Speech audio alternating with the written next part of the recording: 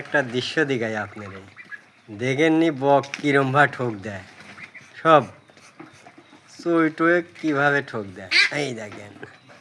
আর কাছে যাবি খালি ঠোকাবে, এই দেখেন দুবারে ঠোকাবে, এই দেখেন শালা সেই হারামি। হ্যাঁ, খুব ভালো, কিন্তু এই দেখেন কাউ খাদ দিবিলে বাড়ির ভিতরে আসতে দিবিলে ওই একলাই থাকবে, এই যে দুবারে ঠোকায়, এই দেখেন চই টই সব তারা দিবে এখন। এই দেখেন ওইখানে কবুতর পানি খাচ্ছে, পানিও খাদ দিবি না, কবুতরে পানিও খাদ দিবি না, ওই নামে থাকবে। এই দেখেন চোয়ে সেই ঠোক দেওয়া দিবি। তো যা হোক, ভালো থাকবেন, সুস্থ থাকবেন, আল্লাহ হাফেজ, আসসালামু আলাইকুম।